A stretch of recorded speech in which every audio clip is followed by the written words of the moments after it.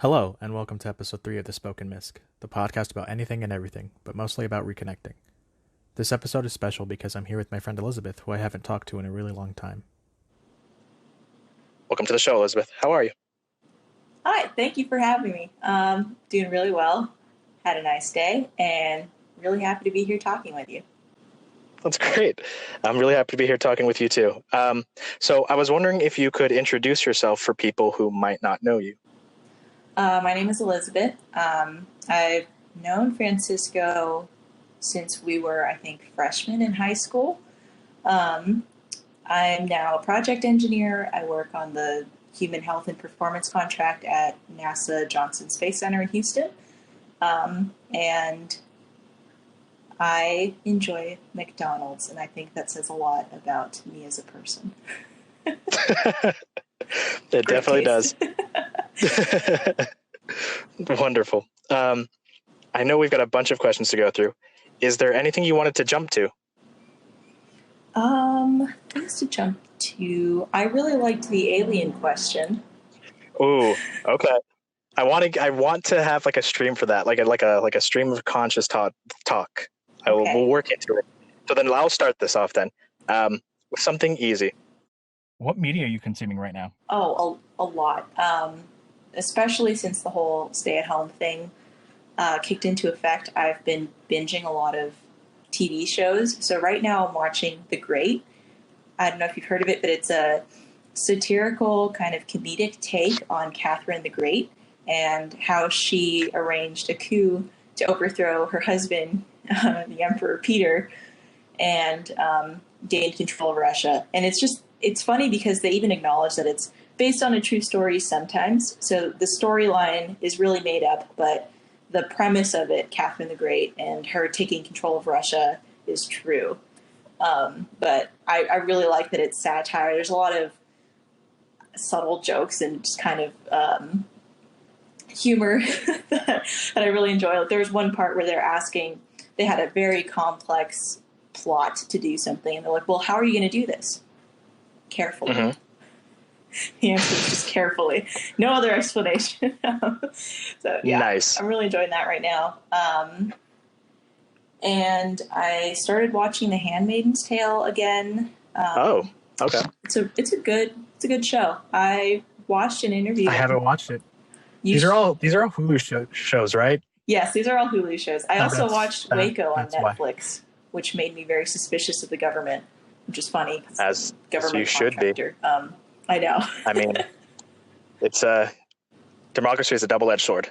It is, yeah. And I think watching that series, I went down a rabbit hole just kind of looking up similar instances of violence against civilians. And it was kind of a dark rabbit hole. There's a lot more there than I was expecting. I didn't expect us to go to this route, but I know. It's an interesting route to take. I don't know. I have a lot of faith in the U.S. government because I think I have the happy immigrant's tale as my family background. Like my grandparents on my dad's side were braceros, so they were migrant farm workers, and then my dad ended up being a manager in IT, so they kind of had that from rags to riches story and like the immigrant success story. So for me, and he was in the Navy. So for me and for my family, I think the U.S. system has worked pretty well. And I mean, it has its faults, but I was very optimistic until I started looking up some of this stuff and was like, oh no, there's a lot more here than I wish there was. Yeah, it's a dark rabbit hole to go down to. I recently did the similar thing. I'm trying to be positive because I'm like, already anxious enough as it is during the times. So I'm trying to like not watch them yet, I guess, or watch them when I'm in a better state of mind. Because I definitely got thoughts about that. But we don't have to get into it if we don't want to. Okay. But if you want to, we can. I have no qualms about switching topics at all. That's why it's the Spoken Misc. If you want to talk about something, go for it. For the FBI, but we do have a lot of questions. Full faith in the U.S. government. To the FBI listening, I don't. Good. You have I any hope you're questions? out of a job in 2 years. No, I was wanting to ask you, this is tied into this question. Have you seen The Expanse? I have not. I've seen previews for it, but I I haven't started watching it yet. I think you should. I think it's probably my favorite sci-fi show that's ever been. That's high praise. I know, but at the same time, a lot of sci-fi shows are super fucking cheesy, so maybe it's not. But it's really well made, and I think that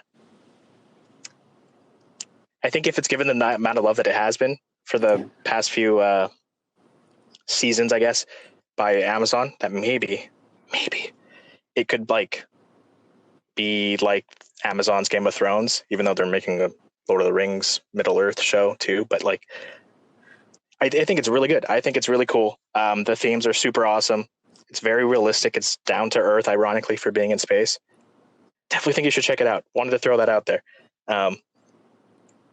Yeah, I Yeah. will. That sounds awesome, right up my alley, especially space. Yeah, I think. Yeah, for sure. I love that show. I'm reading the books right now too. I like just started the second book today. Already like 3 chapters in, which I'm proud of. I'm reading again back like in like elementary school. I haven't read in so fucking long, and it's nice. It's a nice way to disconnect from screens, but also still be invested in stories, which is the shit. Have you, speaking of sci-fi and reading, have you read any of the Southern Reach trilogy, like Annihilation? I've never heard of this. So they made a movie. Natalie Portman's in it. Annihilation. Oh, okay. I know Annihilation. I didn't know it was part of a book series. Yes, you should definitely read the books. I am a very slow reader, painfully so. And I read the whole book in one sitting. I stayed up until 4 o'clock in the morning, just like, what is going to happen? Oh my gosh. It kind of builds, and there's this sense of eeriness throughout the whole thing that is very subtle in the beginning, and it just kind of builds up over time until the end. It's unsettling, but in a good way, in the best way. And I like in the books, they don't name any of the characters, so none of the characters have names. They just are called by their occupation. I don't know why. I just thought it was kind of interesting that you can fill in the blank there of who they are, who you would picture that to be in your life if this you like to relate to books. But it's very, very good, very interesting, and it has that cool science, sci-fi, biology twist. Surrealism, yes, definitely. Yeah, I love those things. I love the movie Annihilation. Okay, maybe not love it, but like I admire it. There's a lot of stuff I think is wrong. That comes from storytelling and filmmaking perspectives, but like a lot of great things about it too. It's a mixed bag for me, but I really like the movie, so maybe I'll check out those books then. Yeah, I would definitely recommend the book then if you enjoyed the movie. I'll put it on my list after I'm done with the Expanse series. And it's short. There's 8 books, so it's going to take me a while. Oh, okay. I'll ask you again in 3 more years. That would be terrible. Please don't ask me in 3 more years. Ask me in 3 months, 3 weeks. Okay, I asked a question. Your turn. My turn. Okay. You pick something. Let me refer back to my handy dandy question list. What's something that you've done recently, like artistic, or that you're proud of? Did you steal one of my questions? I might have. Let's see.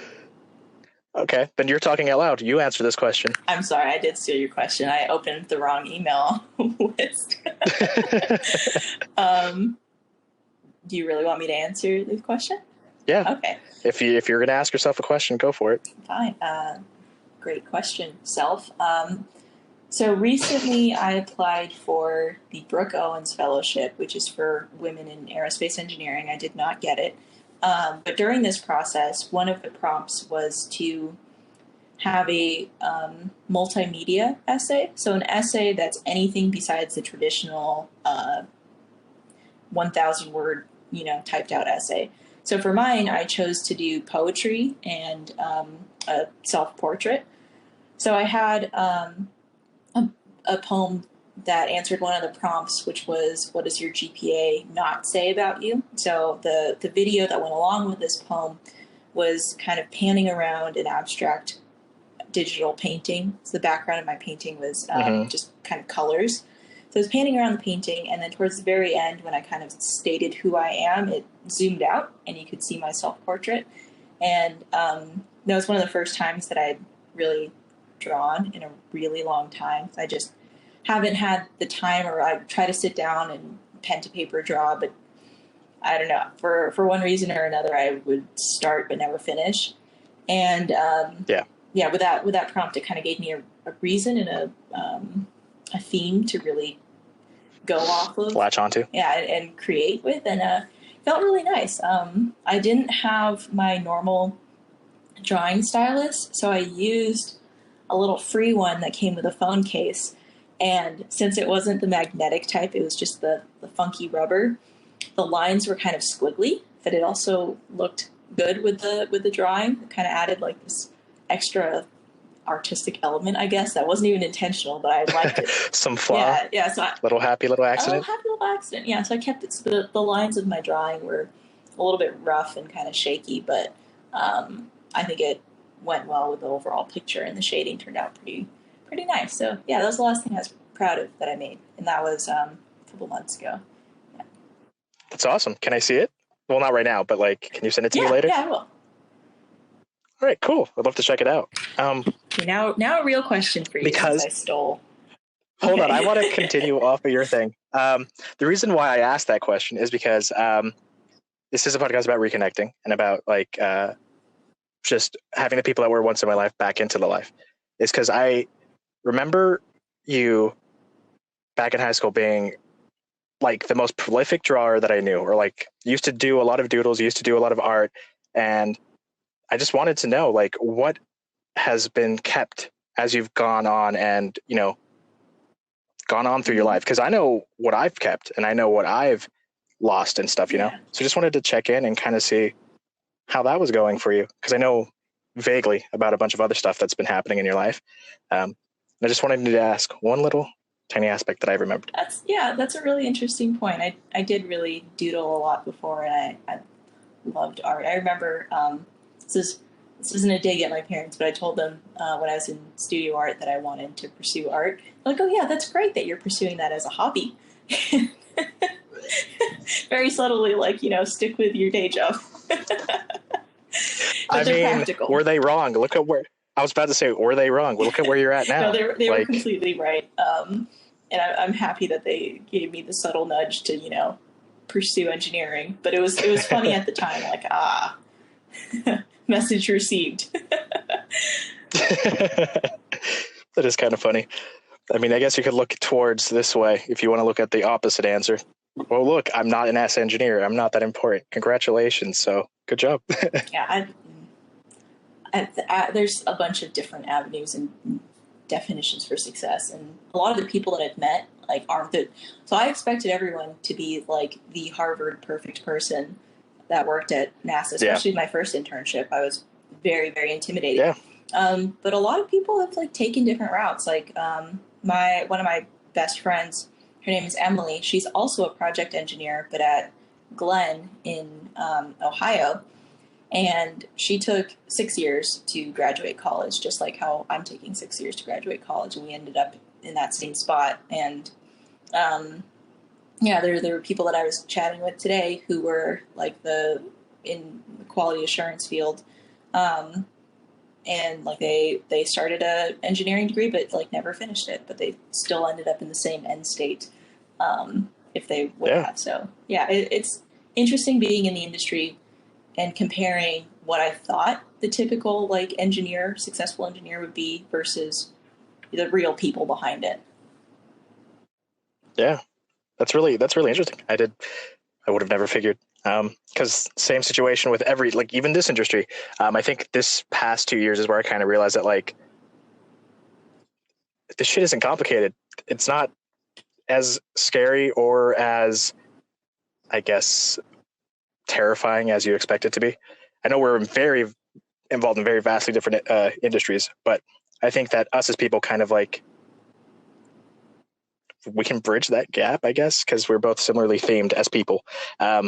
But you wanted to ask a question. I interrupted you to go on a spiel, so you go for it. Let's see.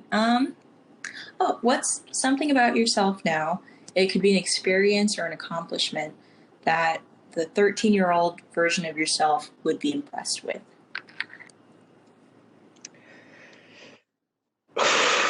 There's a lot of answers to that question. I'm going to answer these, I think, in the scale from most immature to most mature, because the most immature would be 13-year-old me would be like, dude, you got laid. Nice. And I would be like, yeah, that is pretty nice, young me. That is it's a good feat. I guess.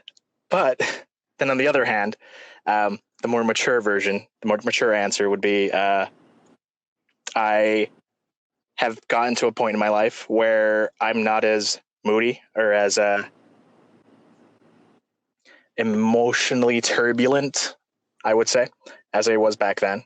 Like 13-year-old me was a menace. Don't want to be that guy again. But I think the thing that he would be most proud of would be that I stopped being afraid of telling my story. I think that he would be proud of me for starting like the writing process to get the story that I know he has in his head, and it's not fully formed yet, finally down onto a file, onto a piece of paper, onto something, because he was always too scared to do that. And now that he's older, he just said fuck it, and now he's writing it as often as he can, and he feels great. So I think that's the better answer out of all of those ones. I think both are solid answers. I mean, if 13-year-old me knew the history of that, like that thing that he's been proud of, he would be very, very upset, like he was when he was 15. That's really, really nice that you're putting pen to paper, or I guess finger to keyboard, and telling your story. Yeah, finger to keyboard. Well, I mean, like, actually, it's both pen to paper and finger to keyboard. I have this thing where I'm trying to write 200 words at least a day, and like the goal is to be sitting in front of my computer and trying to hammer out scenes for something and getting at least the 200 words, like minimum, and then supplementing the word count basically with brainstorming and like other random ideas. Because whenever I'm writing something, I think of something else for like later down in time in the show, episode, movie, whatever, but doesn't fit in that specific scene, and I just write it down and be like, okay, I'm gonna put this in later, or I'll put this in at some point. And it's pretty cool. I love still having my notebooks around, and I love being able to use my laptop and or beefy computer to create stuff. I think I saw recently on social media somewhere that you made some progress with Alien Boy. Yes, I did. It has a name now that, or it has a different name than what I'm guessing you remember. Yeah, so that stuff's changed in that story a whole lot, and it's 100% for the better. And I would love to tell you it on this thing, but this would, I would take forever to tell. So I'm just gonna not talk about it on this show for at least right now, not until it becomes something bigger. That's really exciting, though. But, yeah, okay. It was cool to see that and kind of remember hearing about the idea when we were back in like high school. Talk about, I have this big idea, this story, and yeah, and I was too much of a fucking coward to do something about it back then. But it's not scary anymore. I was going to say something profound, but I totally lost my train of thought, so I'm not going to say something profound.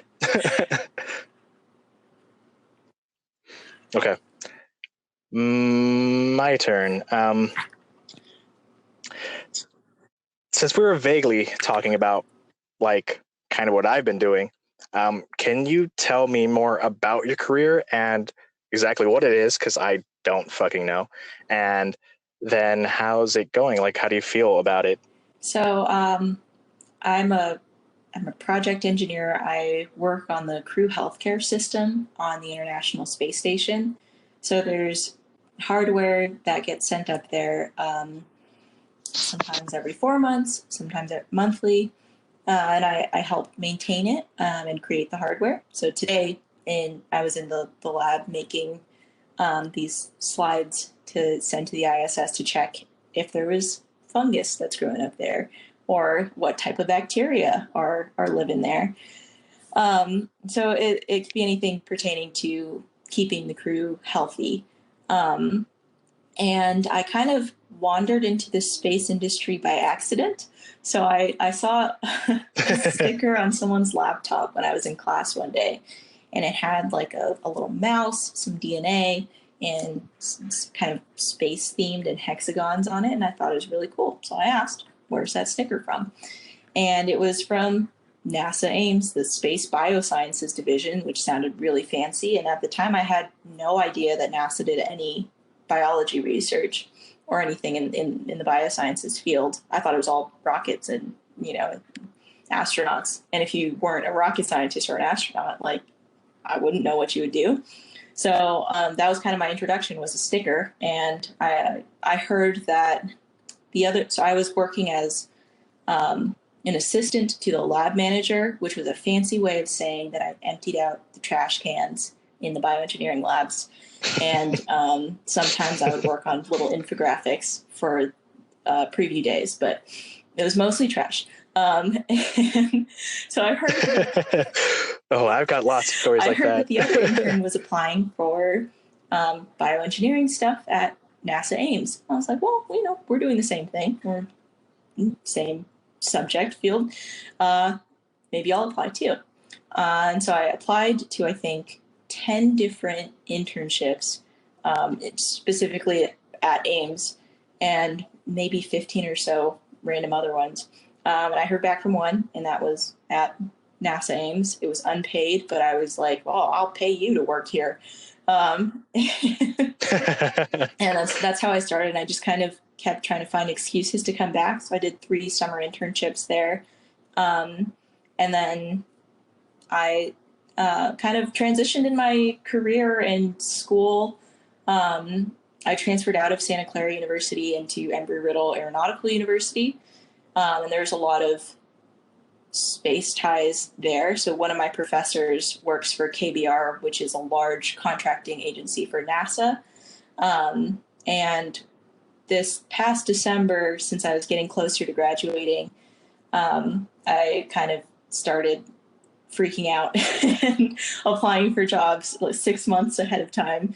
And I reached out to that professor because he'd been kind of a mentor, and he recommended looking into the contracting side. And that's kind of how I got to this position that I'm at now. So project engineer builds, maintains, and just kind of is a point of contact for a lot of the hardware. And it's absolutely not what I expected it to be in the best way. I think everyone is very nice. The people that work at NASA were surprisingly better looking than I pictured. I pictured like the stereotypical nerd, and then I got to Ames for my first internship, and it was like, oh my god, everyone's attractive. I'm so intimidated right now. But it's been. I like how like everyone would probably be worried. Oh my god, does my brain stack up? And you're like, oh my god, everyone is fucking hot. Holy shit, what the fuck is going on? You got your priorities straight, Liz. I figured everyone would be smart, but I wasn't expecting everyone to be like that smart and attractive. So it was like, oh, look at all these prime humans here. That's great. And a lot of people believe in aliens. And there's actually a fancy field that are basically alien hunters. It's called astrobiology. It's looking for life in other planets. So that's pretty cool. Yeah, it's amazing. Yeah, I'm pretty happy with it so far. I really like all the experiences that I've been able to have in this career path. I'm also part of the American Society for Gravitational and Space Research student chapter. Yeah. Nice. I have no idea what that means or entails, but it sounds impressive. President-elect, which so far has been a lot of Zoom happy hours and space trivia, which is awesome. Fuck yeah.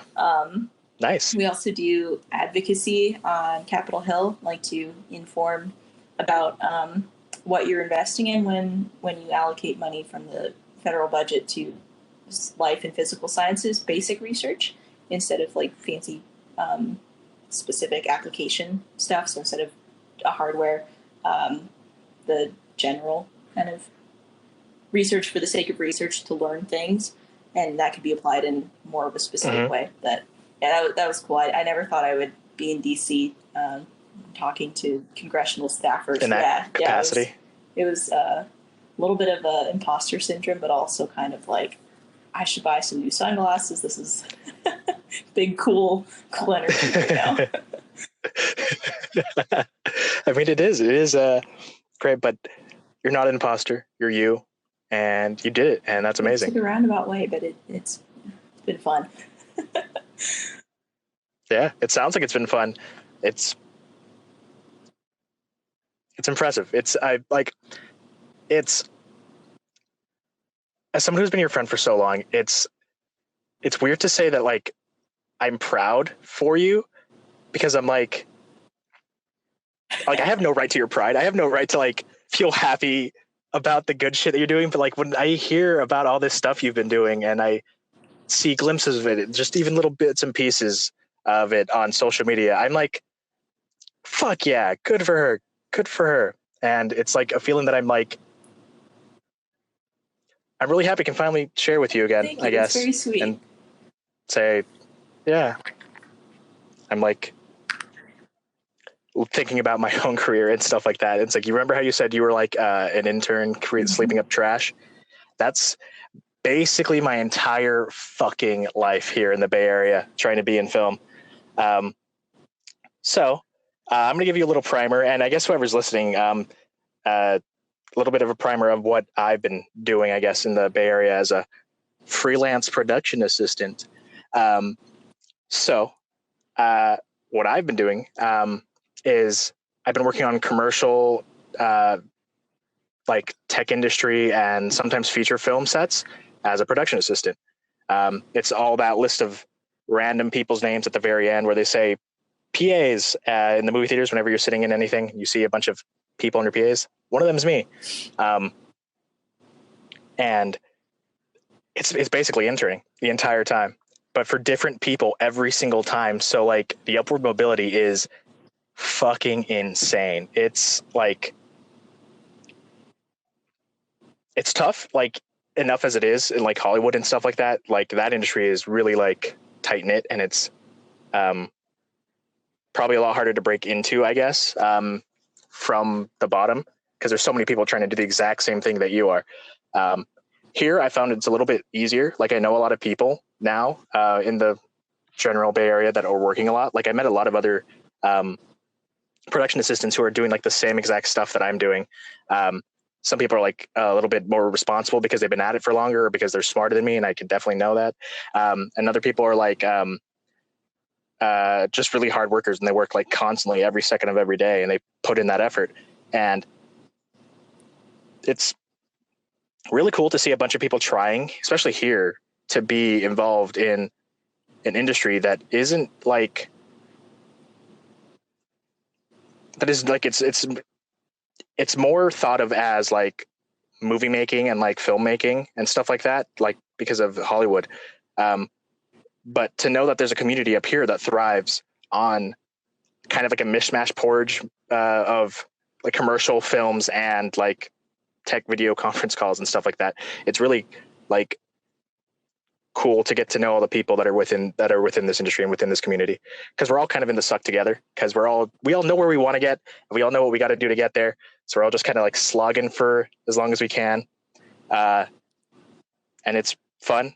And then Rona hit, so that sucks. But yeah, a little bit of a insight onto what I work, I guess.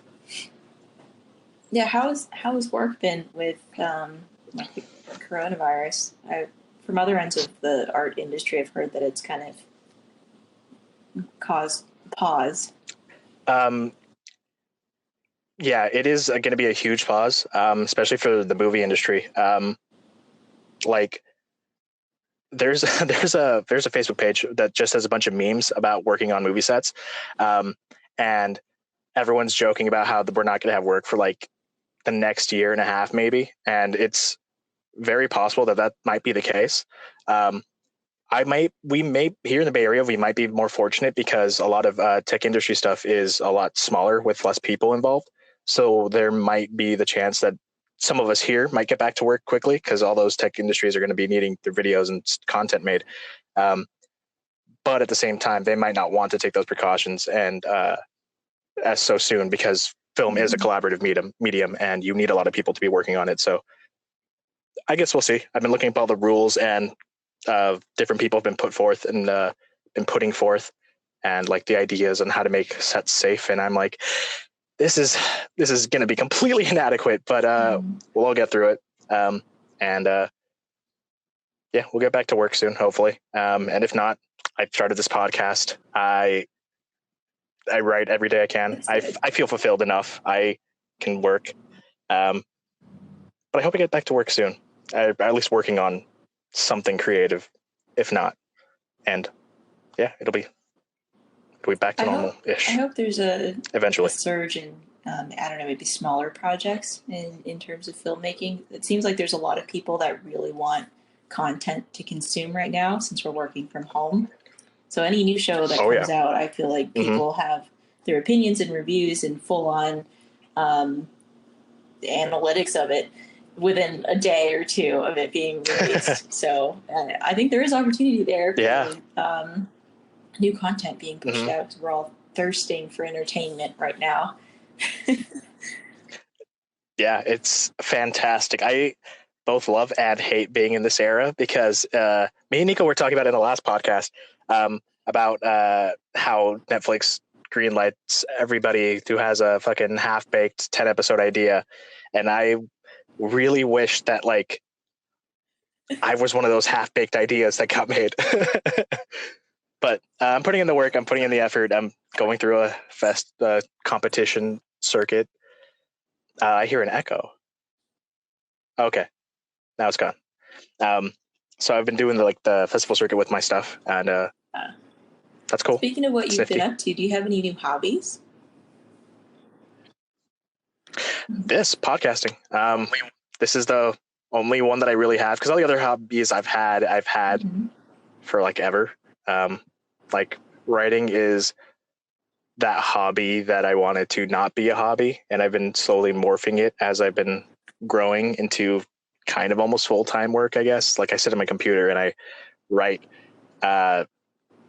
for like at least the majority of my day. I try to hit my words, and the reason why like I do or do not hit my words depends on like how like the story is doing, and then also how I'm feeling that day too. Because there's some days where I'm like barely hitting the mark and nothing's coming out, like I'm just tapped out. But then there's other days where I'm like, okay, I wrote like half of this freaking movie in this entire day. Like I wrote so much. What the fuck am I going to do tomorrow? Because I have nowhere to go now. I'm at where I can stop. But that's part of the fun. Forcing yourself to get back up there is half the effort in getting something. Do you find yourself podcasting is a hobby. Your work a lot? Like, do you go back at what you've written and do you change things? Are you nitpicking each line? Yes, all the time. Every single fucking second I look over a script, I'm always like, this doesn't sound good. This doesn't sound right. They wouldn't fucking say this. And like, it's why a professor told me to not fuck with your work until you're done with it. He didn't say fuck with your work. He said not to change your work until you're done with it. Cause he's a professor and he has to be polite and discreet in public conversation. I don't. So he's basically don't change it until you're done with it. And like, I used to never listen like at all. I used to be working on something and then I'd go like halfway through, I'd be like, I don't like this. And I go back and rewrite at the beginning. And then I spent so much time rewriting the beginning and rewriting the next part that I would never get to the end. And so I was like, fuck that. Not this year. Not this year. This year you're going to be finishing shit and then going back and editing. And so that's what I've been doing. I've been trying to edit less while I've still got stuff to finish, because it's not it seems like it's productive, but in the long run, it's not, because your story's always going to change. It's always going to be different than what you anticipated it to be. And you might as well get to the ending, or what is the current end of it, before you change the middle, beginning, or anything else. But yeah, so I edit when I can. I love editing dialogue a fuck ton. Like, I love changing what people are supposed to be saying, because sometimes it's like, I hate that writers do this, but we put placeholder dialogue when it's like, I just need to get the shit out here. Like, it doesn't need to be good. It's like, oh, your uncle from back in the day, who you haven't seen since 1999, is here in the front porch. And it's like, okay, this was exposition-y as fuck, and it's terrible. It's horrible. But I have no idea what else to fucking say right here to introduce this character, or how to get him involved. And you're like, I know this is ass, and I'm going to change it later. And then once I'm done with the thing, I'll know enough about them to definitely change it. And I usually do. And it works out. Speaking of like the current ending, or changing things as you go along, do you think that art should be like a fixed snapshot of who you were at that certain time? Or do you think that it should be growing? Like, do you think that it should evolve over time? It's like, I've recently gotten into Star Wars, and I was watching a podcast about it, and there were some people that were griping over edits to the original trilogy that would happen with the re-releases. And like, Han Solo shot first originally in that cantina scene, and then there was an edit made years later where they shot at the same time, and like other small things like that, and some visual effects also too, kind of evolving as technology evolved. But do you think it should have remained as it was when it was first released, or just kind of in general, do you think art should evolve with its creator? That's a big tough one, because I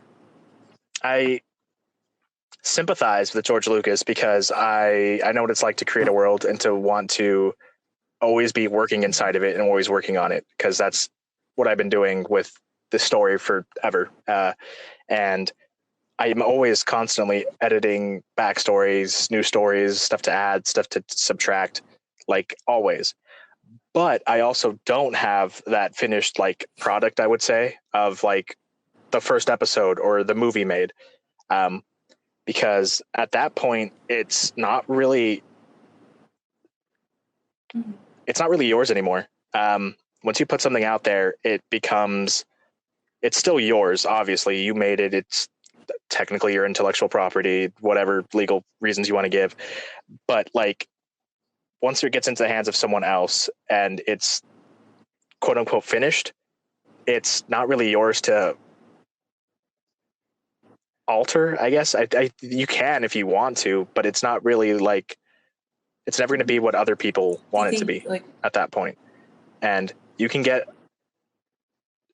a bit egotistical about what you're doing and what you're adding to whatever it is, if you're doing too much stuff. Like, I can see like something where it's like updating like CGI from eras gone by.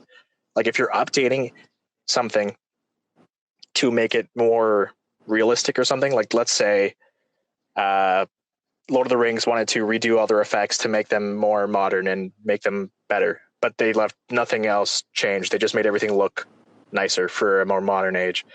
That is different than if you added in scenes that weren't originally part of the story, which in some cases, like in the case of Star Wars, when like George Lucas added random CGI creatures and stuff like that, like, that's dumb, but it doesn't really affect you all that much. I mean, it affects your memory of it, but what is the real harm? And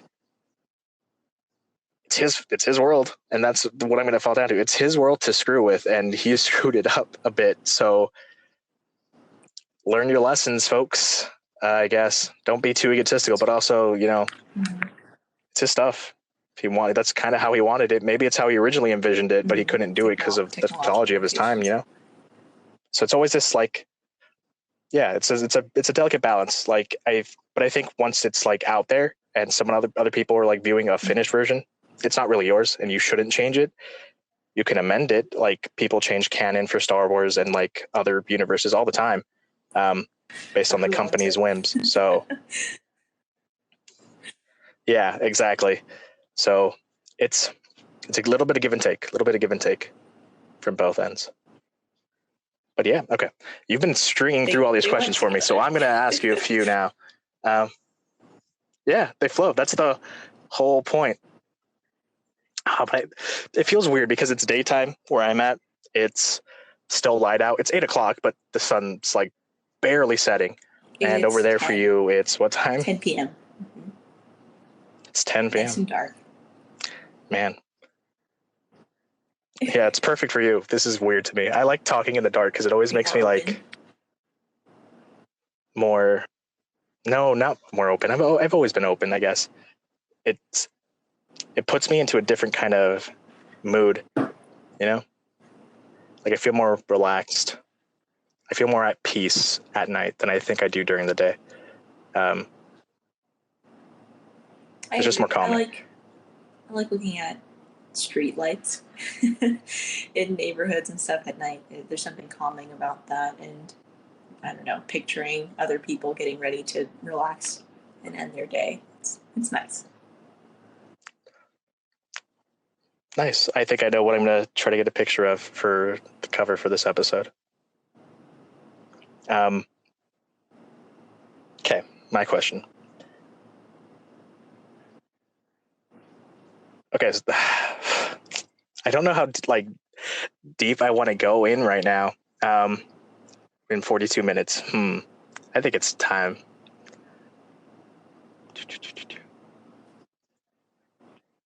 What's it like being married? It's another one of those things where it was a lot different than I thought it would be, but also in a really good way. Like it kind of feels like we're family. Like, so Dwayne is my husband. We've been married for, next month will be 3 years now.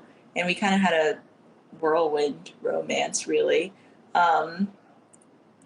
So the way we met was the people that I was living with were having a party, and someone invited him to come along. And so from his perspective, I like hearing him tell the story. He's like looking around the room, and I guess I caught his eye, and his mutual friend was kind of introducing other people and pointing who was who. And she didn't mention who I was, because we kind of just met and had mutual friends, but decided we'd all live together since we had friends in common. And so he asked, he was like, "Oh, who's that?" She's like, "Oh, that's Liz," but didn't really say much more. And so for him, he's like, "Ooh, it's this mysterious Liz." And for my end, it was, one of our first house parties together. I liked these people, and I see this dude walking in, a little bro tank, very big arms, and I was like, nice. And as I got more alcohol in me, I guess, liquid courage, if you will, I decided to go chat him up. So my other friends were talking to him. I strolled over. They're talking to him about how our friend was going to have a birthday party the next weekend, and like making jokes about that party. And I looked at him and I was like, "Yeah, you should be our stripper." And he just kind of looked at me, didn't say anything, and I was like, "Oh no." Moseyed on away. So my you are terribly awkward. That is hilarious. way down on the floor. Like I don't know, foot in mouth. Why did I tell this random person I've never met to be a stripper? Did not talk to him for the rest of the party. But somehow I still made a favorable impression. And the next time I saw him around was also mutual friends, going bowling, and I talked to him like a real person. And we like kind of hit it off. But it's exciting. This will sound very dramatic, but when I first started to really, really fall in love with him, I started to realize that I became a little more nervous about doing things like driving because, I don't know, like if I get in a car accident driving down the street, I'm not going to be with this person anymore. I'm not going to see this person anymore. And I never really was nervous about that kind of stuff before. So that reflecting on that really hit me like, wow, I really have some real deep feelings for Dwayne. And I remember when we'd been dating only for like a month or so, we we told each other we loved each other. And I had been in relationships before where we were together for a year and I didn't feel comfortable saying that. And with him, it just kind of was smooth and yeah. And we met at a time Felt where right. I think I was having really kind of a crisis of identity. In high school, I was very much the goody two shoes and was a good person, and then when I was in college, I was wondering, am I actually a good person? Or was it just because I had strict parents? Like, what did I behave and, do well and not do bad things or whatever because I wasn't given the chance? And if I was given the chance, would I still be a good person? And kind of had this weird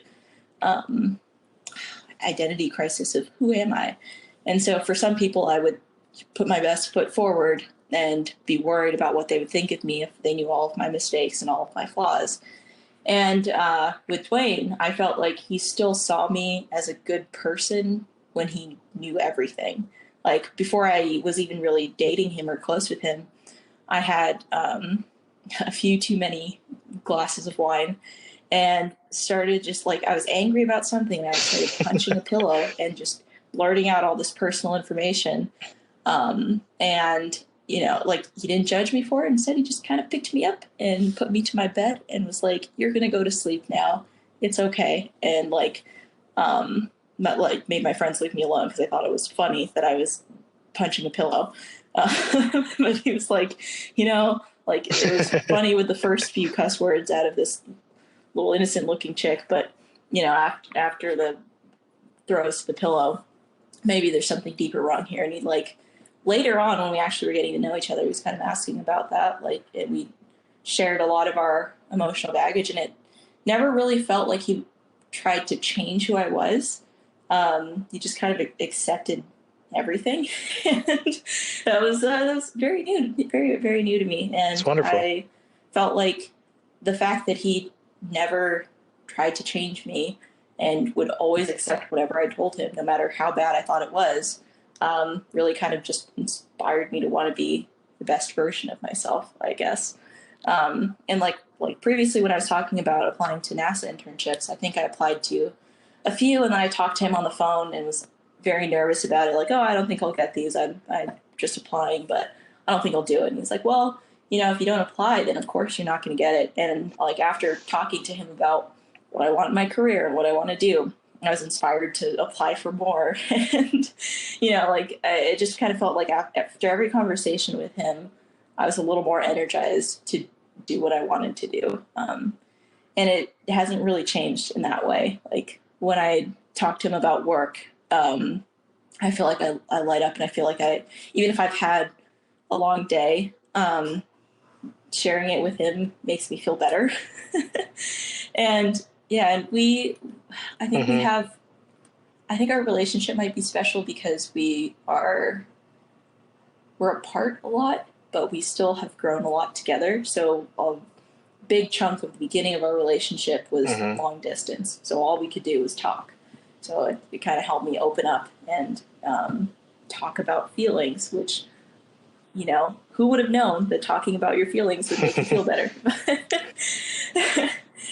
Surprise. Yeah. Yeah. But it's surprise. It's been very nice. I used to get a lot of surprise that I was married, being young, but I wouldn't trade it for the world. I think it's nice and cool that we're married young and we get to grow together in this kind of unique way. And it's fun to have that, that partner. You're like, hey, this is my first job. Oh, it's my first job too, grow from there. Even if it's only been a couple of years, I feel like we've both grown a lot. That's amazing. It's really wonderful to hear. And I'm really happy for you. Thank you. Yeah, it's weird, but because I feel like sometimes I've lived vicariously through friends, And like, as long as I know that they're happy and they're like doing great in life, I'm like, even if I'm like in the shitty situation that I'm in, um, it feels great. It feels great to share in other people's happiness. And that's kind of a little bit of what motivated me, I think, to kind of start reaching out to people again.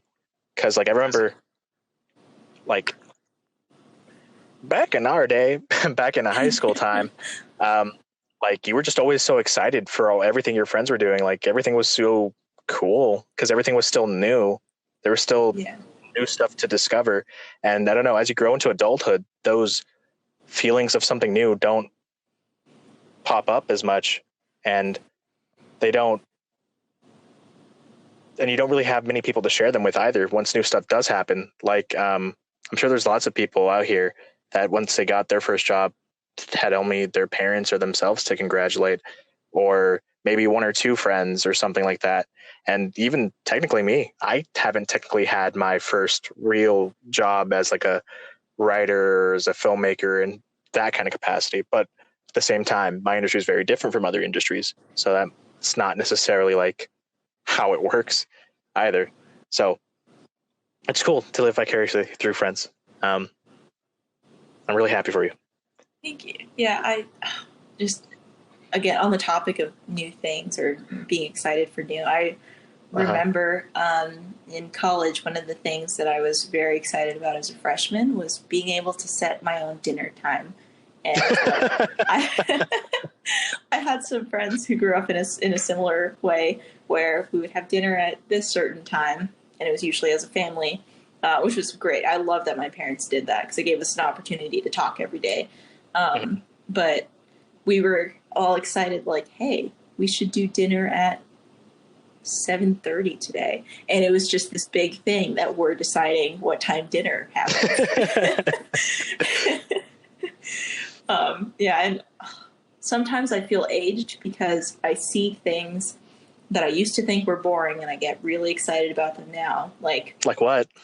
There were these dish gloves that also had little bristles on them so you could wash your plates without needing a sponge. And then once you're done washing your plates, you just wash your dish gloves like as if you were to wash your hands, and it stays clean and sanitary.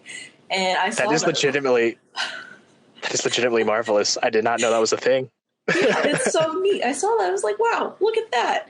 And I felt really old because I said, that's so neat.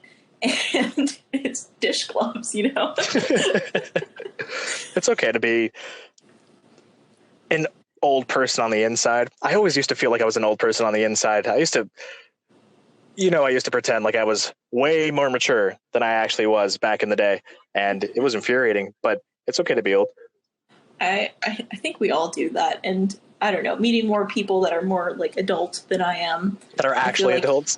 Yeah, that are actually adults. I feel like you just get better at pretending like you know what you're doing. Yeah, nobody ever knows. No one will ever know. Yeah. Like someone I was talking to at work yesterday, I think he's probably in his 30s or so. And we played the same video games. Like we're both playing Warzone and we were talking about anime. You know, like it. Yeah, I feel like there's hope too in that fact that there's people that are, I don't know, like 30, 40 that still like video games and anime and chat with their friends online after work. I think that's cool. Yeah, it's freeing being an adult because you lose all the preconceptions of giving a fuck about what other people think. And I love that because feel free to disagree with me on this, but I used to think that I used to like not give a shit when anybody like thought about me a lot of the time back in the day.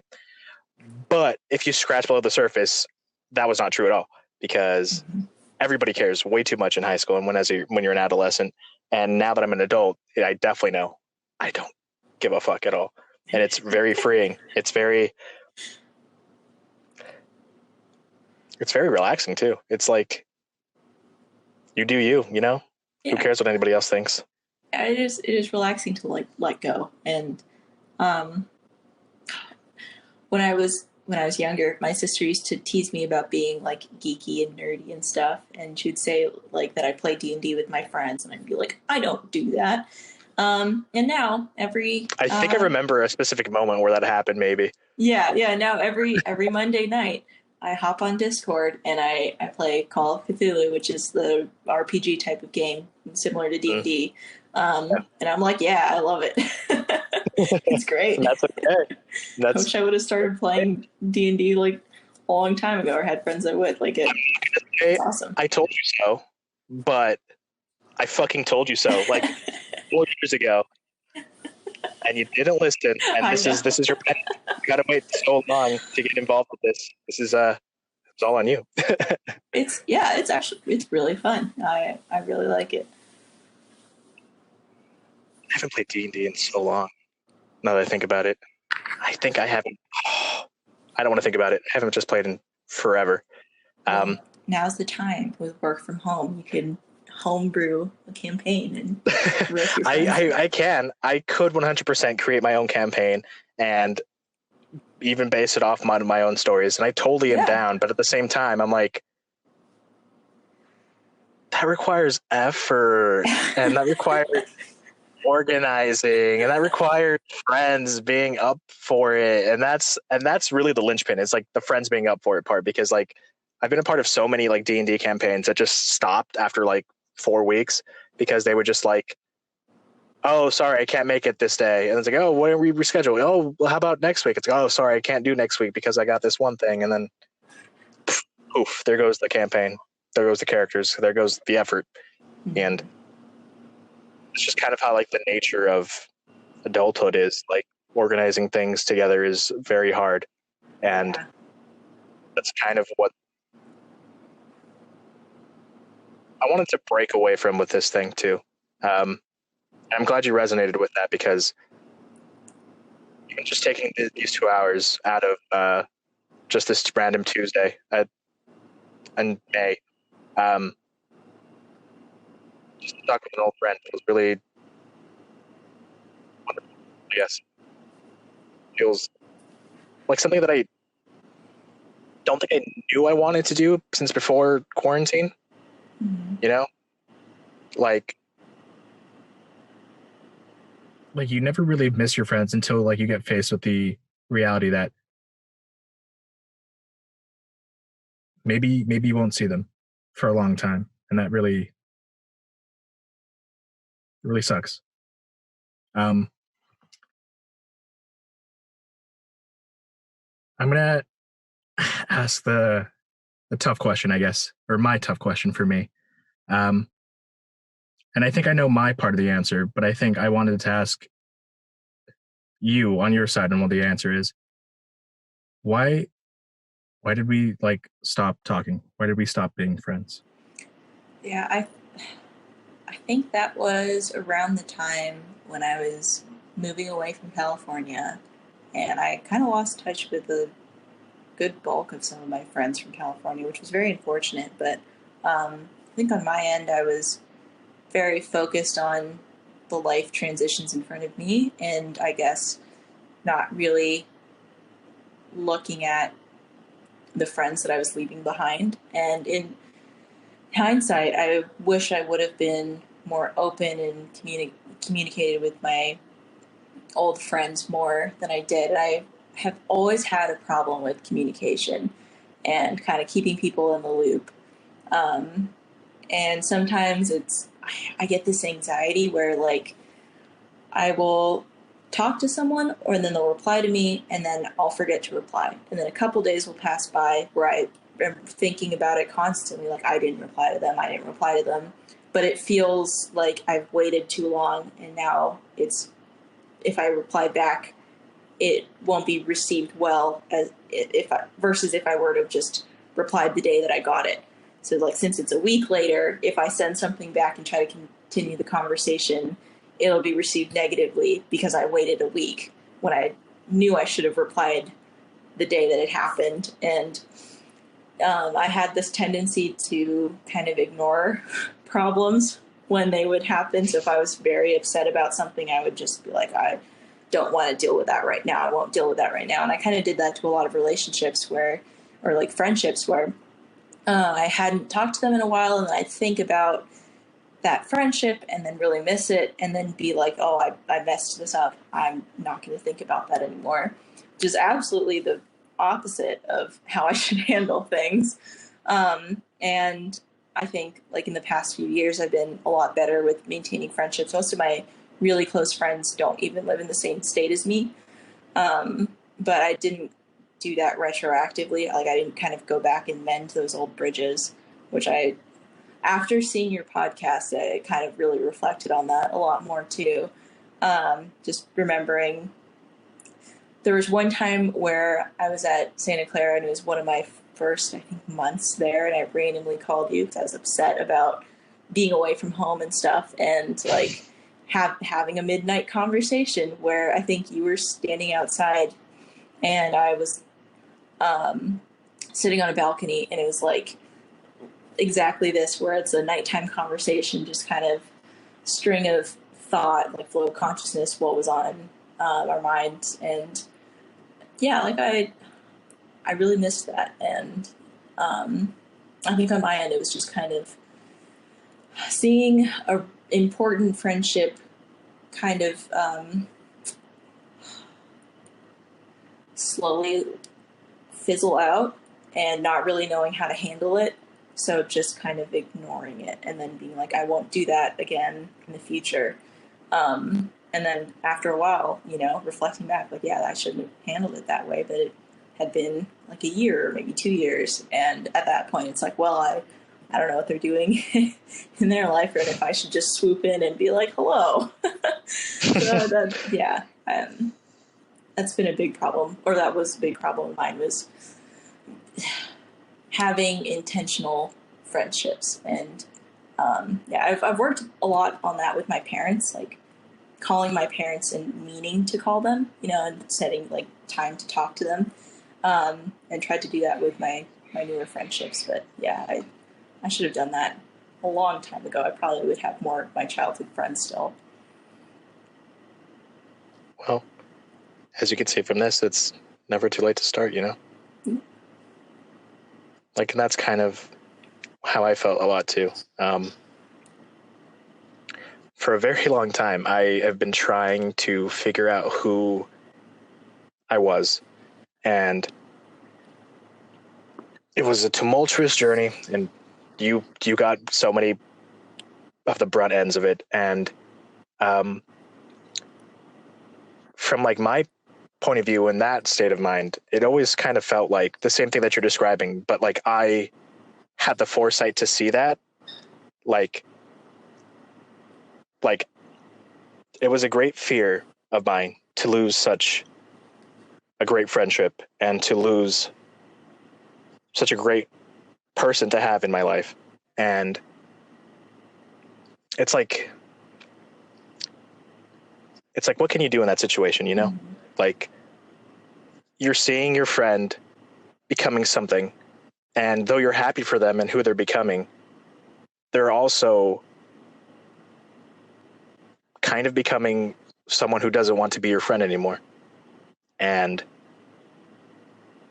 that hurts, and it sucks. And that's how it feels with so many people that I used to know. But I think it hurt a lot when it comes to our friendship, because I know how often we were there for each other and how often we were like supporting each other through all of our bullshit growing up. The big stuff, And yeah. oh yeah. And like, I remember specifically pushing you away a few years ago, and it was always kind of like not an attempt to, one, it was emotional, obviously, because I'm an emo son of a bitch. But it was kind of like taking back the power that you're not abandoning me. I'm abandoning you, Mm-hmm. like pushing you away before you can toss me aside kind of thing. And I've regretted it for a really long time. I really, it really kills me that we stopped being friends. Like, it really did. And this isn't just applicable to you. Like there's so many other people too that I just stopped talking to. I stopped putting in that effort. I stopped texting people. I stopped calling people. And it's like a double-edged sword, because at the same time, because I'm depressed, when people don't text me, when people don't talk to me, I used to, glad I can say used to, immediately jump to the worst conclusion where, oh, they're not my friend anymore. Or, oh, they don't want to be my friend because they're not putting in effort. And the obvious answer to my stupid self was, then you put it in, dumbass. But when you're that low, you kind of don't think about that, you know? You kind of don't think about what you could be doing differently. It's always what they've been doing to you and not what you could do with them, you know? And I guess I wanted to say I'm sorry for helping us stop being friends, I guess. I'm sorry that we grew apart, you know?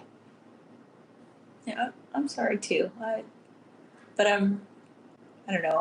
I'm glad that it feels like talking to you again is just picking up back where we left off. Like nothing changed, but And so that's the much amazing. changed. Yeah. Yeah. I think that's a sign of a really good friendship. And now this is something that I'm not going to just drop by. I'm not going to like just be like, oh, so you were on the podcast. See you later. Bye. Like the whole effort with this thing too is to keep people invested in each other's lives. And, you know, like I used to care deeply about so many people. And now it's like, because we're not teenagers and we don't feel that same type of high intense emotion, that it means it doesn't matter. And that's lame. That's lame to me. That's stupid. Like there's so many movies about like, oh, the friends you have in childhood are the ones like that you'll never forget. And that's true. But we live in an age where we don't have to like lose each other, you know? Like it doesn't mean we have to like fucking have a barbecue every Saturday, or, you know, but it means like you can hang out, you can still make time. I'm glad you made the time to get on this and to talk with me. And there's other people who I'm glad are making time to get on and talk to me with this too. But that's kind of like what I'm glad about this quarantine. It's weird to be glad about a shelter in place and a virus that's killing not a lot of the population, but like a significant portion of the population. And it kind of like gives everybody that time to, I guess, reanalyze who they are and who their friends are, I guess. And I hate that it took me this long to start the stupid podcast, because if I started it back in March, we could have had this conversation on like fucking March 20th or something, and we would have been friends again for many months instead of just like reconnecting now. And that's kind of why I'm like, you know what, better late than never, you know? Exactly. I think, going off of, I guess, positives that you could take from this trying time is, communication. The technology's there. Like, at the very beginning of quarantine, when I didn't have much to do, I spent my apocalypse playing video games with friends and talked to friends a lot more than I had in a really long time, which was awesome. And Same here. Me and my film friends, we all got super into Minecraft for a while there. We had our own Minecraft server and we built stuff, and nice. And we built like our own houses, which are super dope. My buddy Michael went like way insane than everybody else was, and it was kind of cool to see it because we were all just like taking it super casual. He's like building fortresses and stuff. But then we built a Western town together, and it was super cool. And I built a railroad from like fucking 3,000 blocks to the ends, and it was insane. It was just a fun time, and that's kind of like. And then once that once that camaraderie like stops, because it stopped after like a couple of weeks or a month, because everyone wanted to try to find some like, I guess, normalcy in their lives. We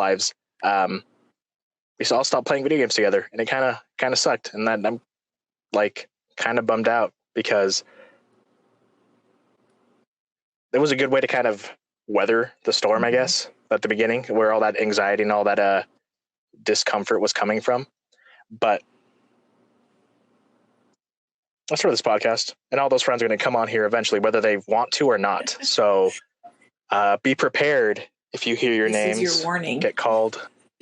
This is your warning. You will be on this podcast. I will make you, if you want to stay my friend. I'll cut you if you don't. I'm just kidding. I won't cut you. But yeah, so that's cool. I'm like video games. I think are really, really dope in bringing friends together. Still, I want to ask another question then, or do you want to ask a question? Let me consult my list. Oh, okay. Since it's starting to get dark, maybe this will set the tone. Yeah. This is more of a kind of a fun, happy one, but I really like hearing positive party stories. Like, I feel like as we're getting older, we're trying to present ourselves to social media and to other people. It's like, I am this professional, I am the success story or whatever. And you put your best foot forward, but there's also something really special about bonding over chaos and being bad. So yeah, tell me a good party story, something fun. Okay, I had to think hard about this because I like, that's the one thing that I wish that I was still like. I'm not necessarily an anti-party person, but I am that guy at the party. I try to do what I'm doing now with you at every single time I'm at a social gathering and I'm drunk. Every single time I'm like, I don't give a fuck what you had for breakfast today, Sharon. Tell me your deepest, darkest secrets. I need to know. I need to know the juicy details of your psyche because that's always been how I've been. But the more I thought about something that is kind of partyish, but also not partyish, there was this short film that me and my pals were making in our film club. And it's not technically a party, but we were filming pretty much back to back nights. And like, it was exhausting. It was a whole lot of effort, a whole lot of work that went into what we were trying to do. We were trying to make our club from like, our film club from like, really not like, from like a no budget, zero money, $0 and 0 cents club to something that could be worth the investment from the school and worth the investment from other people. So we were trying to put our like a huge best foot forward by creating this thing. And we all really met the challenge to make it happen. It was my buddy Samir's script. And it was really cool. I got to produce it and help get all this stuff together.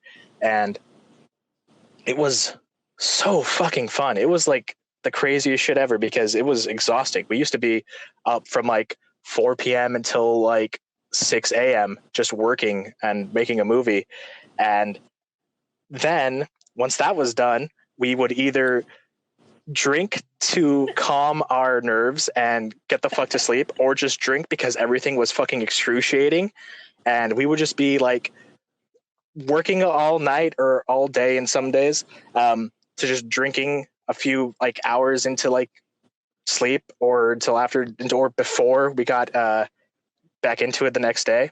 And it was really wild. And I was like, this is low key how I want the rest of my fucking life to be like, because it felt great. It was like, okay, we're creating this stuff. We're doing all this amazing fun. And then we're just getting drunk together afterwards. Like, this is fucking great. This is fantastic. Or getting drunk before and then working into it while we're all kind of a little bit tipsier than we should be working with all this expensive equipment. But the whole like aspect of having that chaos of work mixed with the chaos of just being, college students and wanting to, have fun.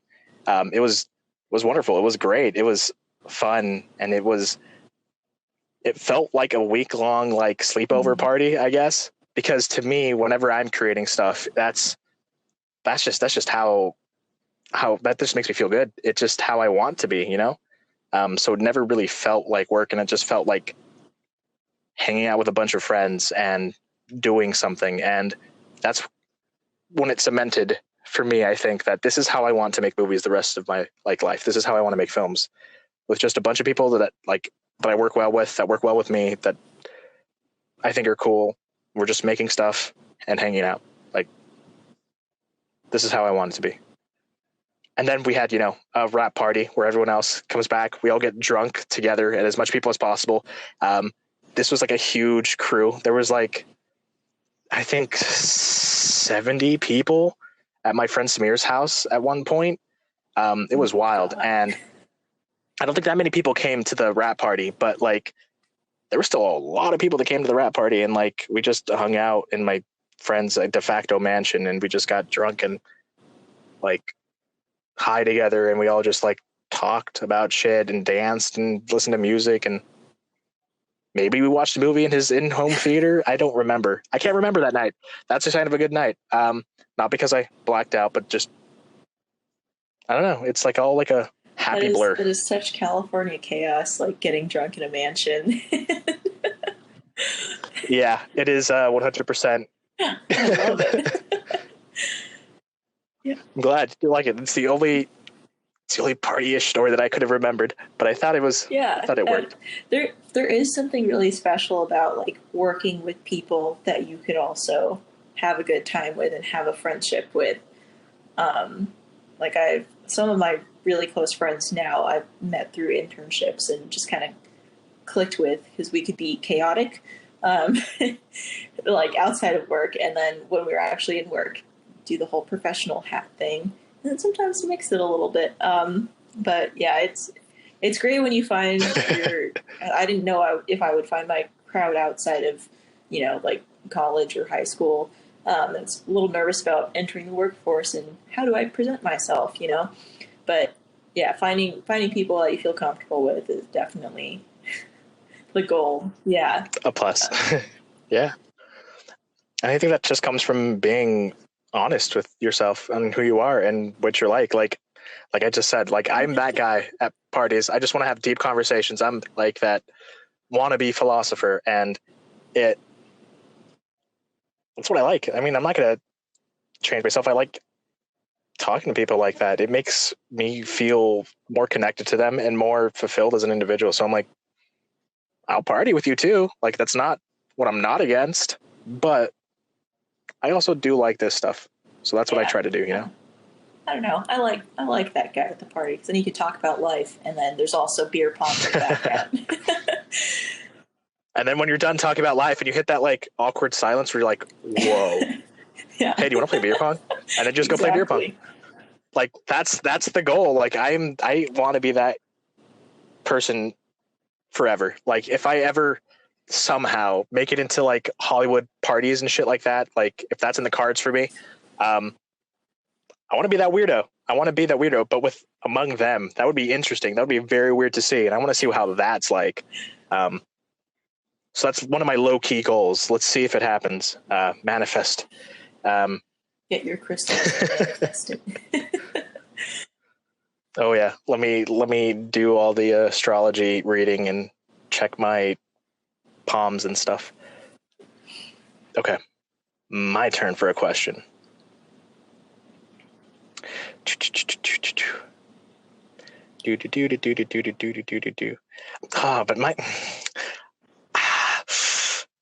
I have good questions, but I they all feed into each other, and I don't. We have 30 minutes. Fuck it. All right. What frightens you about the future, and what excites you about it? On a big picture type of answer to that, I think what's scaring me about the future is climate change, for one. I'm worried about if my great grandparents or great grandchildren will exist, or what kind of life will they have. We did an exercise back in the day of if ever Earth lived and consumed you, how many planets would we need to sustain the population as it stands? And I think my answer, which I didn't think I recycled, but I didn't think it would be that bad, was 8 planets. And so as we modernize, we are improving the quality of life for many people. in other countries as technology becomes cheaper and more available, but we're also creating a greater strain on the globe. And I'm not sure what that will look like. And that kind of worries me for the sake of the future because I like living. I like I like being Yeah. around and like getting to experience all these things and meet all these people. And it's kind of weird to think about what the Earth would look like without people or without the resources that we have available right now. And having gone to like lectures and presentations about life on other planets and the possibility that there was life before, or what would that look like, or what would cause it to go away, it is kind of scary to think of, like, on a macroscopic view, how fragile this all really is. Yeah. Everything So is. that kind of makes me nervous. And I mean, it's a good fear to have. Like, I always wonder about, like, once coasts start getting hit a lot more than they are now, once that situation becomes more apparent to everybody, what is going to happen to those people that are getting displaced? And then also, how are we going to react as a society to it? And recently, it doesn't seem like it's going to be anything positive. It always kind of seems like it's going to be something somewhat bleak. But at the same time, like you said, we are improving life for a lot of people. And a lot of people are, I like to think, good at heart and want to at least do something about it. And I think that's this generation that's coming up after us, the Gen Zs and past and beyond that, have become like a group that I think will help the planet, I guess, because we as millennials, we do, and late millennials, early Gen Zs, I don't know where the fuck we are. We're there somewhere. We understand what we're doing to the planet. We know we can help and stuff like that. And so I feel once everyone else is kind of on the same page, that stuff will hopefully and it's kind of a mixed get bag better too, because I don't know, what do you do? Do you try to limit the spread of technology to other places? Like, even clean vehicles have a production cost in the mining of the materials that go into that. And I think it's a tough question. Yeah. And the long-term effects of our technological advancement aren't really going to make themselves. I don't think we'll know how we'll deal with it until we absolutely must deal with it. Another thing that worries me, not to get too political, is the growing trend of nationalism. Yeah, you can get political as how, like, this is anything. Like, people are political. I'm a citizen of the not just United the U.S., States. but in other countries, there's kind of this global trend of nationalism, our country first, our interests first, which, like, on a smaller scale, short term, can maybe appear as a good idea to, like, well, this is a problem affecting us. Let's just focus on our people and how best we can solve that problem for us and how it'll work for us. But also, if there's a global issue, that attitude doesn't fare well. And I don't know, growing up in California, it's killed people. It just killed people. That type of mentality has already been murdering people with this crisis, and that apathy that comes with nationalism, and not just apathy, that disregard that comes with it is frightening. It's horrifying. It feels like every day I'm like waking up and there's something that always kind of like disheartens me about the future, and it feels very bleak. And now I understand why all of the books and stories that we were growing up were all dystopian, because fuck, we totally could get that kind of future, and it's hard. It's really tough to kind of think about stuff in that way. And it's like, you as a person, what can you do? And it always feels like you can do like a little bit or like nothing at all.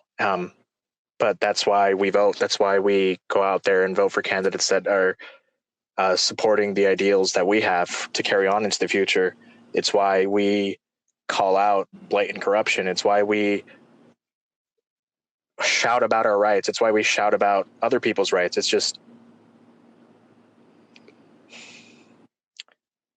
we can do something. Everyone wants to pretend like you can't, but if you couldn't, why would they be so afraid of you doing something about it, you know? I think being such a big country, doing something about it might look different for different regions. Like, I don't know, growing up in California, I felt very adamantly about like Spare the Air Day, especially someone with asthma and, you know, different restrictions. I thought they had their point and their purpose. But then, you know, moving to more rural areas like Virginia, Central Texas, and driving around different parts of the country, I could kind of see how some people might think that certain restrictions aren't as applicable to their area. So like where this would work for a big city where there's people that are like very spread apart, it might not have the same intuitive sense in that area. So that also kind of worries me too, is like the different perspectives of the US is a great thing. I love how there's so many different regional voices, but it can make it difficult to have a uniting policy because there are so many different circumstances in so many different states. But that's kind of why we have states' rights. That's the whole idea behind it. That's why it's a wonderful thing to have states' rights. It's the system of the U.S. is not perfect. It never has been, and it never will be, no matter how much either side wants to pretend like they can make it better. It was always going to be a flawed system. That's at its core, because there isn't a perfect system, and that's just the nature of humanity. Like, California is doing stuff differently from Texas. I've been in the lockdown, and I'm still technically in a lockdown until the 31st.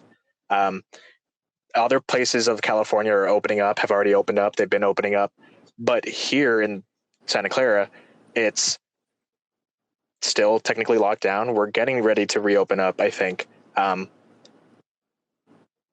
But we'll see how this all plays out in 2 to 3 weeks, because who knows? It could have been a good call, could have been a great call, could have been a bad call, and we won't know until, you know, it happens. But I believe and I trust in scientists who understand this, and I'm going to follow their lead, you know? I know I'm not smart enough. I think with the whole... Okay, let me rephrase that then. I'm not... That's I didn't study as long as they did in the area. There we go. Yeah, with the whole stay at home and how different states are handling it, I feel like we won't know what the right answer was, because if you are successful in your quarantining and stay at home orders, it'll look like an overreaction because it will have effectively stopped the spread, you know? So it's kind of hard to say, like, well, if we wouldn't have told people to stay home, what would have happened? Like, it's hard to convince people, like, this is what would have happened because we stayed at home, you know? They can't see it. They can't see it, yeah. They can't see it. I also, I'm, you know, trusting the guidelines of people who study this. It's complicated stuff, you know, and like having some exposure to like this side of biology.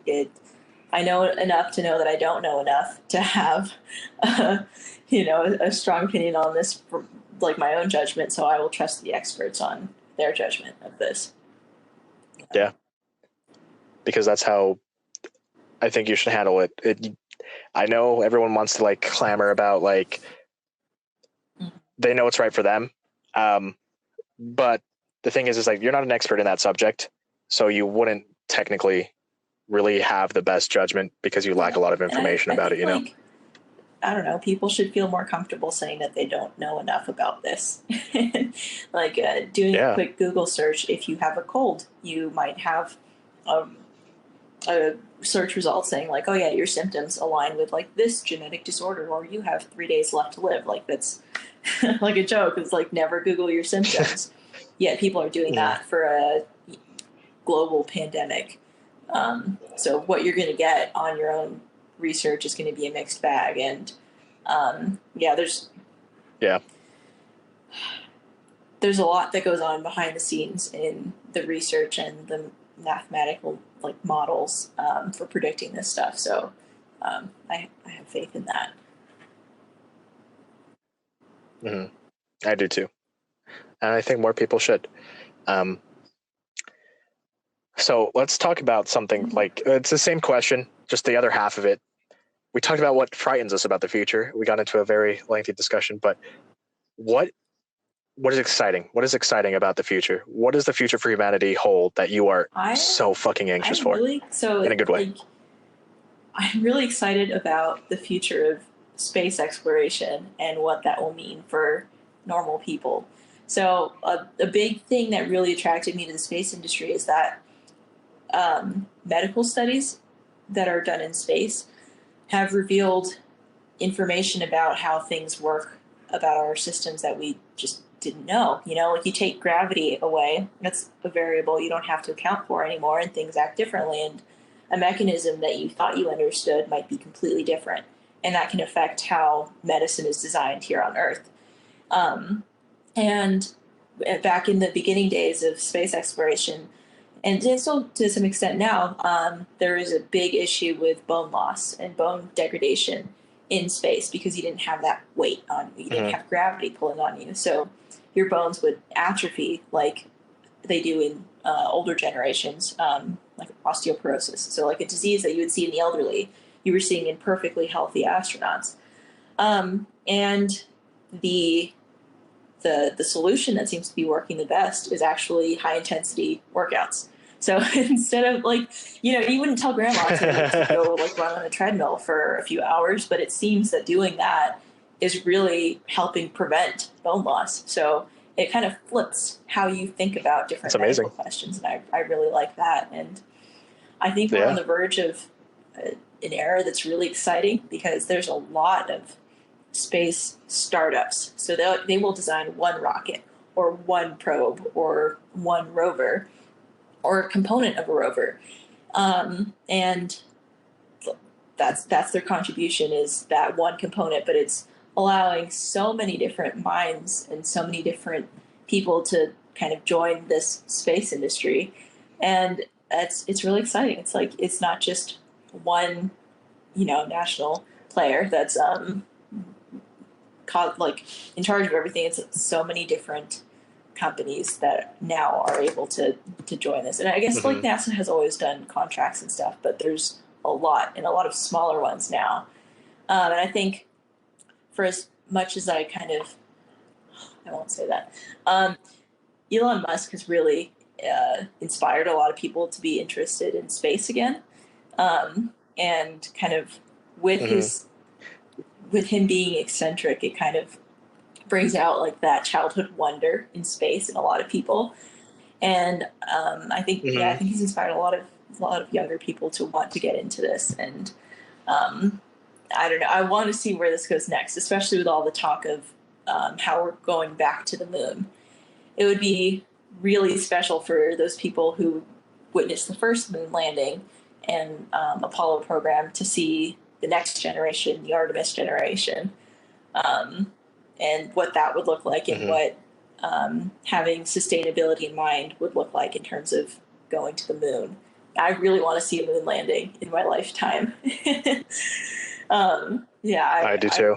I would love that. A big Apollo fan. On the Apollo 11 50th anniversary, I spent the night, like our intern group spent the night on the USS Hornet, which is the ship that picked up the Apollo astronauts after they splashed back down. It was awesome. Wow. And like, that is amazing. We were in these little, like these tiny little sailor bunk bed things. There's 3, but that was the best sleep I've ever had. I was cradled in history and just nerding out.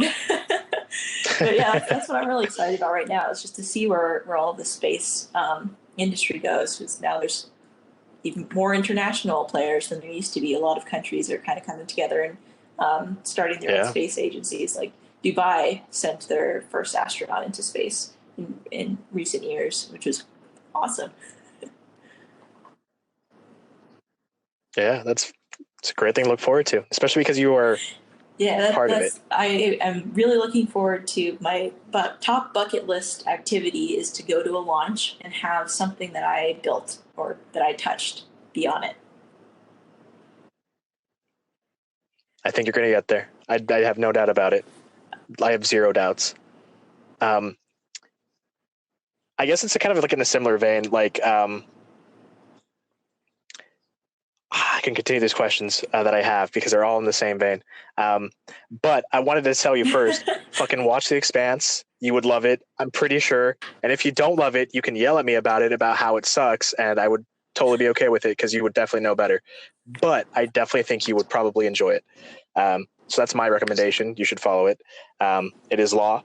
And with all this hope of space exploration, do you think...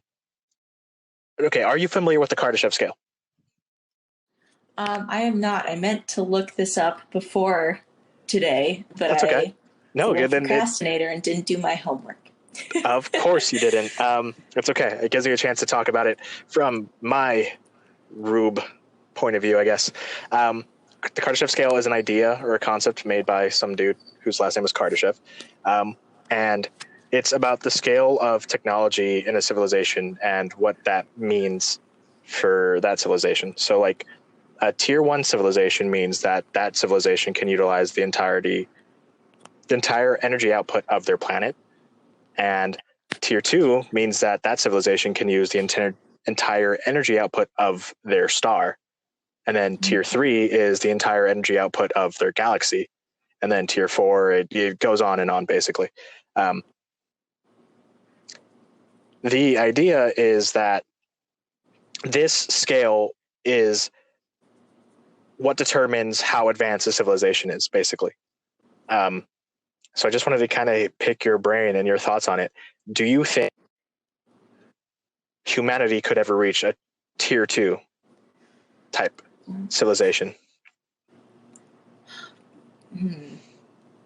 I think there's potential to reach outside our planet. Like there's been talk about asteroid mining, and Watch The Expanse.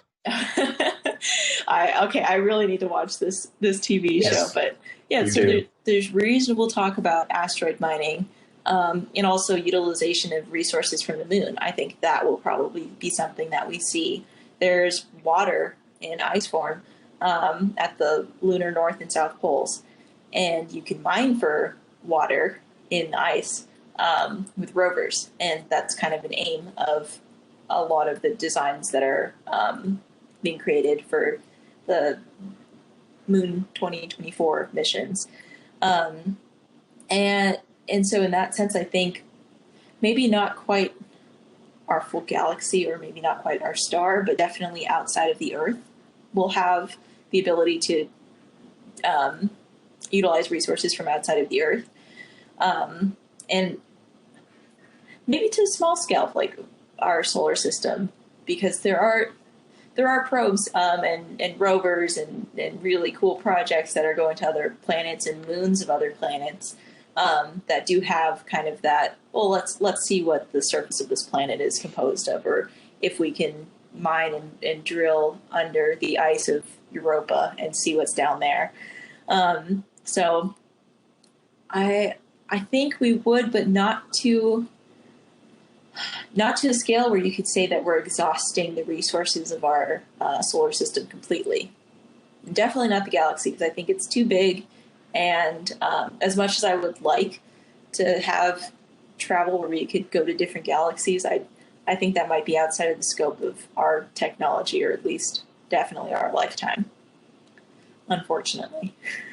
Yeah, no, of course. I totally agree. Because what I was going to say is I was going to tear down this Kardashev Scale because I think it's kind of it's a weird way of looking at how to tier civilization, because we are technically right now like a 0.7 ish. Like we're not even a tier 1 civilization because we haven't utilized the energy output of our Earth. But I always felt like this was a terrible scale to have, because I don't want to use the energy output of the entire Earth. I don't want to exhaust our resources, It kind of makes us feel like a virus. Exactly. We are the virus. Exactly. Yeah. And I don't like that kind of thinking, because through watching The Expanse and through seeing other types of media, there's a different way to kind of categorize how far a civilization has gone, like with different means. I think it should be kind of like maybe done by like whether we're intrasolar and then intersolar, you know? So like we're within our own solar system, and then, you know, when we're not within our solar system, when we're past it, is a different type of way to scale things than, you know, energy output, because it just seems very... It almost seems wasteful in a way to me. Yeah, exactly. Yeah. Like, unless you have a fucking Dyson sphere over your sun, you're not a tier 2. Go fuck yourselves. Yeah. Sorry. You utilize the entire photon array from your sun. Congrats, you're not a tier 2. You'll never be one. But I'm like, that's not how it should be. Like, I guess. Yeah, I feel like... Not how like anybody actually tiers themselves, but it's like always a good, interesting thought concept. Think about it. I think it kind of leaned into this this video that I was watching about is colonization outside of our planet the next step naturally, like for life in general, not necessarily just for people, but for life. Like when you have a plant that has found a nice area to grow, it'll naturally want to expand and grow beyond its initial success point. And people too, we've spread to all continents. Science trips in Antarctica, so not too populated there, but you spread. Yeah, there's this natural tendency to spread. So once people or an organism has completely spread over a planet, is there a tendency to want to seek other hosts, or like jump to the moon, jump to the next neighboring planet? So that scale kind of reminded me of that question and that train of thought. And a fun colonizer thing. I don't like the word colonize Mars. I feel like it has kind of negative connotations now. But a fun... the word colonize is the only problem. It implies oppression. Colonize implies oppression of something. And that's not how we should do things. I don't know what else I would call the living on Mars besides living on Mars, I guess. It would be a planetary protection violation. That's what I would classify it as. Just going off on a nerd tangent there. I think we should be conscious about I think we should be conscious about what we send to other celestial bodies, because wherever we go, we bring with us our bioburden, our germs, our viruses, and a lot of that stuff can survive in extreme environments. So if you introduce a terrestrial virus, bacteria, some sort of microbe to another planet, you have the risk of potentially damaging science in the future. Like, you could have a false positive for alien life and life detection. I have a friend who's very into planetary protection. But yeah, I think that's important to note when we talk about colonizing Mars, is what is the implication of us bringing our bioburden to another world? And are there downsides that we might not see now, but will see in retrospect, since we're all very jumpy to want to inhabit different places? But then at the same time, isn't that a process of nature in itself? Yeah, competition and kind of weeding out other life forms and spreading is, it back to that original point, is it is kind of a natural facet of life, but I don't know if that necessarily means it's right. I don't know. Yeah, I totally agree with that. Like, I've had this like a story idea in my head for like a long time of like us going out into the stars, humanity being like spacefaring, and everything is fantastic, except the universe is alone and there's nobody there. But everywhere we have gone, we have left behind our what you call bioburden, and we technically began the process of panspermia to all of these fucking places by being explorers and by being curious, and then eventually we all die. But then that life that we didn't intend to bring, or maybe we didn't think about that we brought, it creates a new genesis of different forms of life and a new genesis of different forms of being, intelligences. And it's like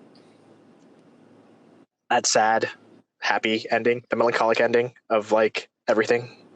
But it was just an idea that I've been having in my head for like a long time. And like to hear you talk about it and to hear you like come at it from a a legitimately scientific perspective is fantastic.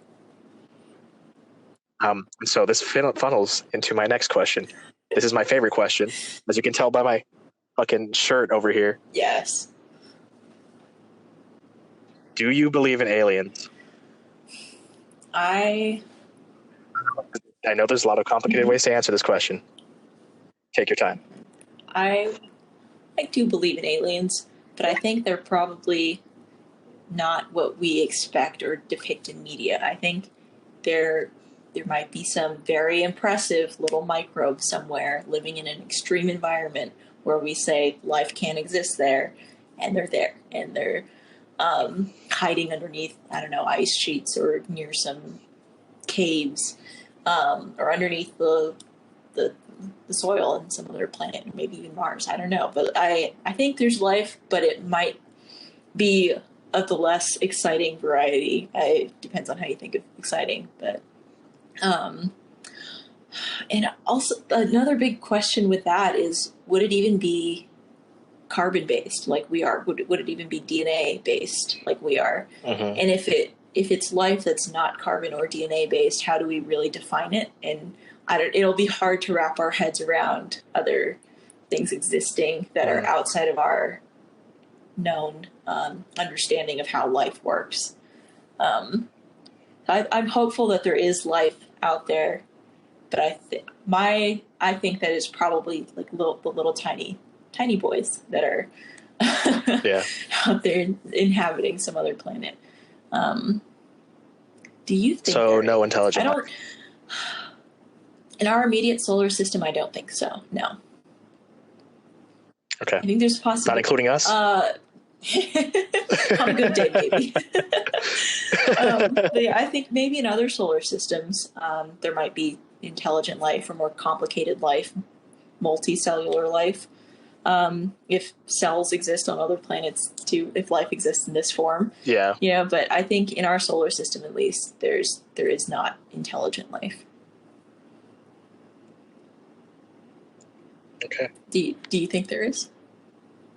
I am probably the same mind that you are. I like to think very realistically. I'm very imaginative as a person, and I love thinking about it. It's always a fun thought experiment.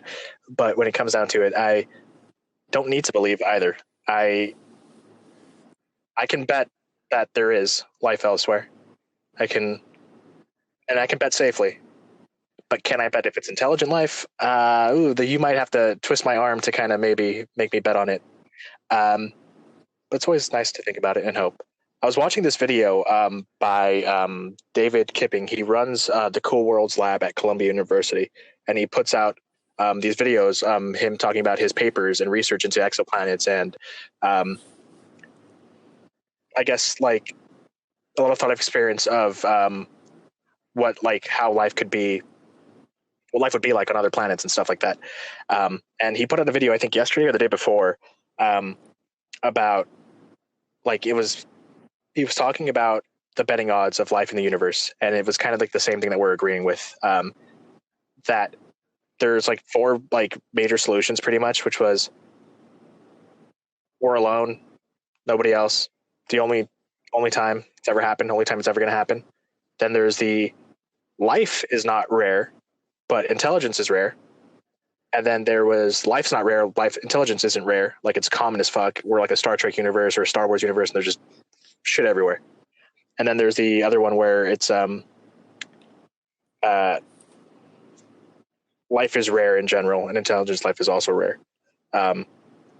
And he was literally showing the math on how it would be pretty good to bet on life being common and it being out there in microbial form and simple form, but not intelligent life. And I thought that was really amazing, because he's not just speaking from a belief of I believe in aliens. It's he did the effort, he put in the work, he put in the math to kind of study the statistical odds of there being life, and he can prove that maybe there's probably a lot more life out there than you expect. And this is coming from someone who in previous videos has said also that he believes that we're pretty much alone in the universe. And I thought that was really amazing to see him kind of like not adopt this fantastical view that we're not alone in the universe, like a lot of other scientists and science advocates want to put out there. But he's like, I'm gonna put in the work to show you that this is the way I think. Mm-hmm. And I thought that was super impressive and super amazing, because I can't do that math. I don't want to do that math. I'm not built like that. But the ideas and the concepts that he's proving are absolutely enthralling. I love thinking about that. I loved hoping and I loved believing in aliens when I was a kid. Yes, those little gray and green men that everyone talked about on the History Channel, I loved that so much. I loved that so much growing up. And I always used to think I was a weird kid for believing in aliens because I wanted to believe in aliens. I wanted to believe in smarter beings, higher beings. And it was always fun thought of like, what would they be like, you know? And as you know, I've like turned that like mild curiosity into an entire like story that I love spewing on people at long hours of the night. I think it's an interesting thought, and it's one that is also introspective too, because it kind of puts you like where you think you belong in the universe, or what do we mean to the universe. And that's I don't know, that's why I like that. Is there life in other planets or in other places in the universe? Because it really makes you like reflect outside of just the earth, and also into yourself on where you think you belong and how you fit into all of this. But I don't know. I think life is surprising, and it's interesting how often people assume that there isn't life in certain areas, and there is, like in hydrothermal vents, or in the upper atmosphere. And if you look up in the sky, you probably think, oh, there's clouds, but like, do you ever wonder about the microbes that are floating up there? Because there's quite a bit. And deep down in like the extreme pressures of different parts of the ocean and trenches, there's still these little creatures that are living out there where we previously had thought there weren't any. So I think that I agree with that it's probably more common than you might think, but also that it's probably also microbial, in my opinion, from what I've seen of extreme life. Like there's a lot of analogs for space studies where there's extreme environments on the Earth, and we study what kind of thrives there. And a lot of it is microbes, and there's a lot to like about microbes. Yeah. I like that question. I do too. I also feel like it's like not like even a question of like belief at that point either. It's like I can infer that that there probably is, and that fills me with hope and happiness. Because like have you heard that phrase where it's like there are either two solutions to the universe: either we are alone or we are not, and both are equally terrifying. And it's fucking true. Like the thought of either of them is fucking terrifying, because us being the only intelligence in the entirety of this macrocosm that is the universe is fucking intimidating. Yeah. But at the same time, if we're not alone, that's equally scary, because how are they alike to me? How are they different to me? And how did they come to be? How did they evolve, et cetera, and stuff like that. But either way, I try to find like the hope in those situations too, because if we are alone, then hey, it's up to us to, I guess, spread life elsewhere, not colonize planets, but just be everywhere that we can be. And then if we're not alone, then maybe we can learn from them as they might learn from us if they're intelligent. And if they're not, we'll still learn from them, and they'll learn from us probably at some point.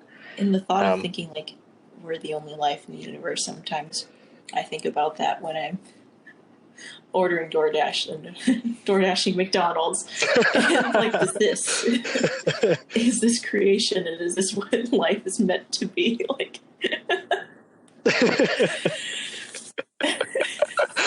Life is a basket of McDonald's French fries, Liz. oh, I love that they came out with that.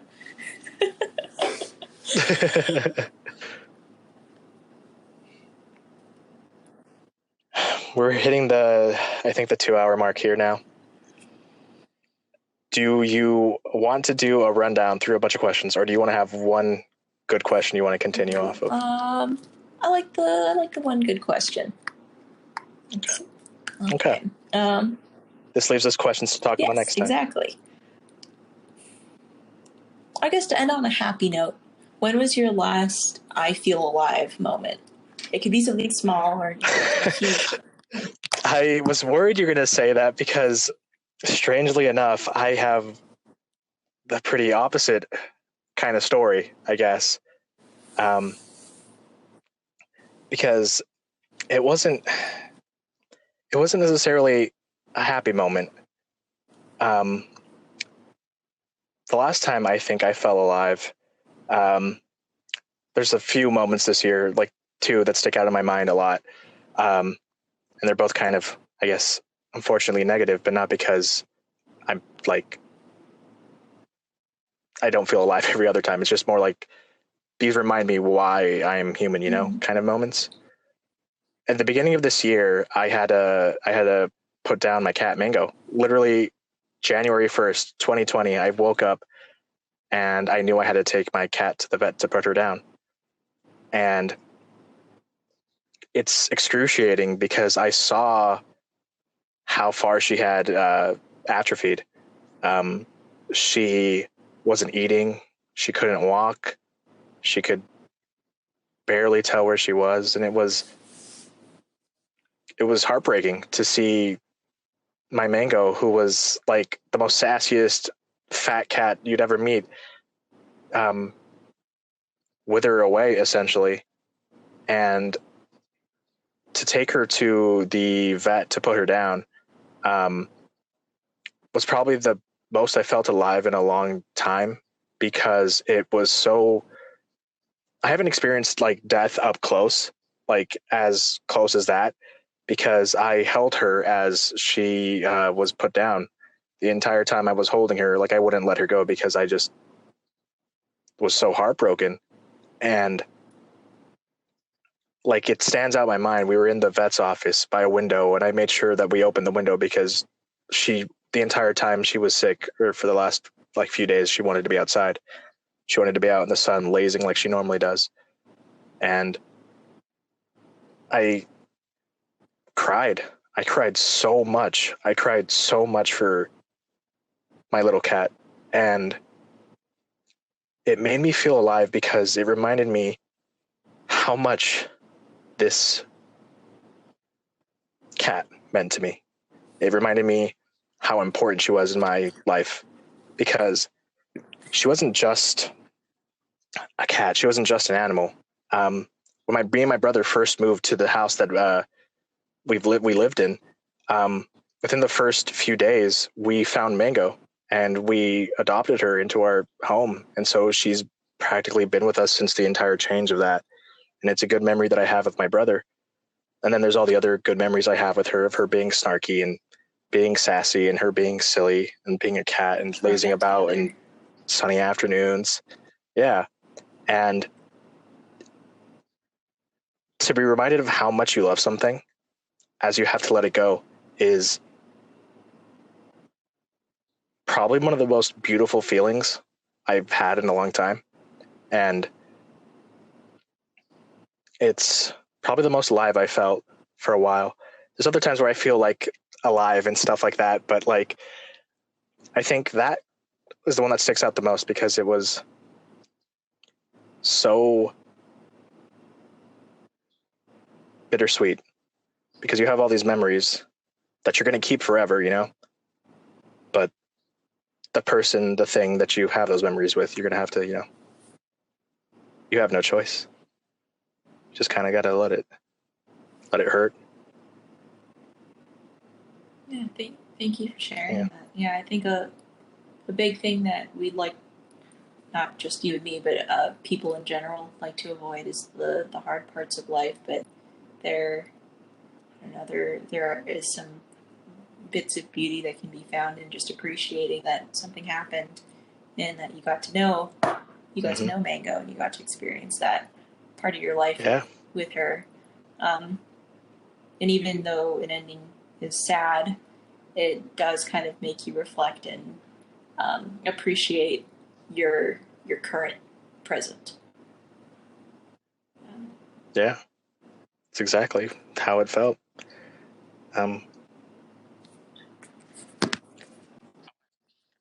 I want to ask you one good question then. Equal exchange. Sorry, can you say that one more time? It cut out. I'm going to ask you one last question in equal exchange, and we'll keep the rest for later. What is something you miss from childhood, and how can we recapture it? I think this goes back to what we were talking about before about things feeling new. When I first read that question, the very, very first thing that popped in my head was being excited for Christmas and Santa Claus. And in my heart, believing as much as I could that he was real. And I don't know, just like the excitement of I'm going to bed, there's nothing there, but tomorrow is a surprise, and the anticipation of the surprise. And there's something really magical about, I don't know, having that blissful ignorance of being a kid. And it was like that with a lot of things. Like, I have a really good memory of going outside in the front yard with my dad. And my dad and mom, very protective, and they didn't like my sister and I kind of wandering off too far. Did the very smart thing of inventing bug hunting. And so my dad would get a stick, and he would prod around the yard and say that he was looking for bugs. But you need a stick because sometimes they fight back. So he would go to this area and kind of poke around, and then he'd start shaking the stick, like, oh, I think I got something, and break off the stick. And my sister and I were just like bright, giant eyes, like, what is this bug that you found, and how do we find one?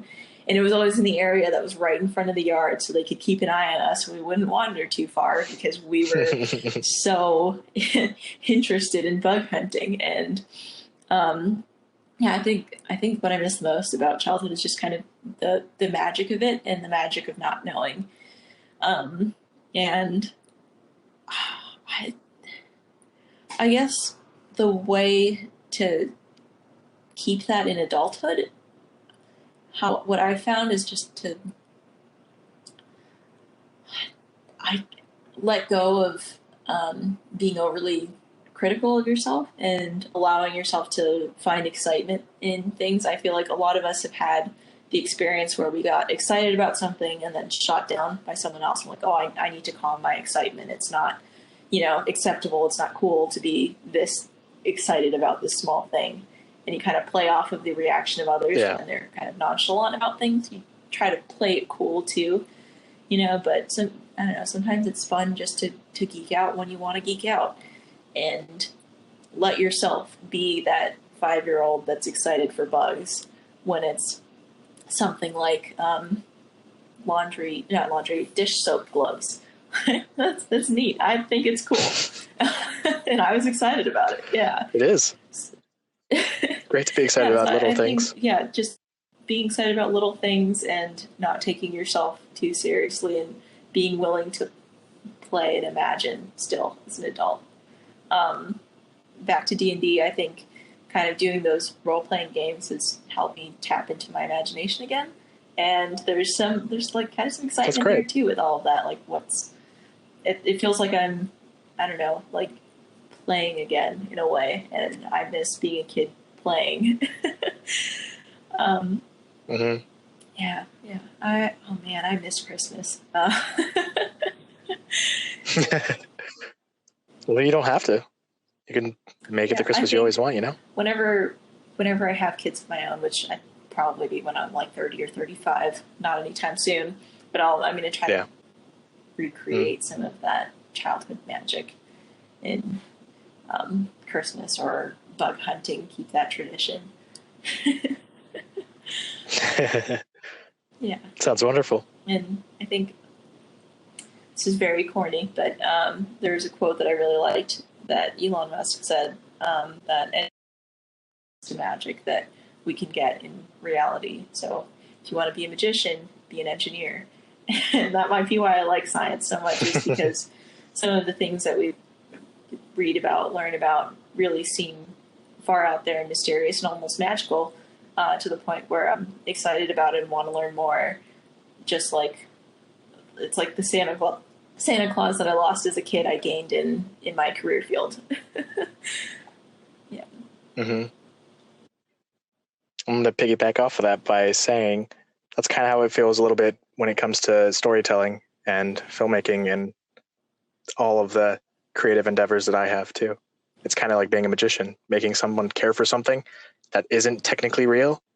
It's amazing. It's wonderful. And to make them maybe look at themselves differently is also some amazing type of magic. I think just the act of human creation is pure magic, and that's doesn't matter what form it is. It's amazing. I agree. I really like that. I've missed you so much, Liz. Too. I'm glad you came on the show. I'm really glad that you had me.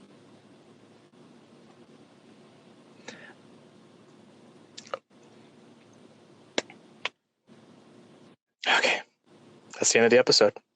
Thank you so much for joining me, Liz. It's great catching up. I hope you all enjoyed hearing us talk. If you want to ask your own question or discuss something that either of us said or come on the show, send me a voice message through Anchor. There's a link at the bottom of the show page wherever you're listening. Or you can send me a message on social media at the Spoken Misc on Twitter and Instagram. Or you can post to my rudimentary subreddit r/the Spoken Misc. Or you can follow yours truly at FriendlyAA on everything. Thank you all for listening, and I'll see you on the next show.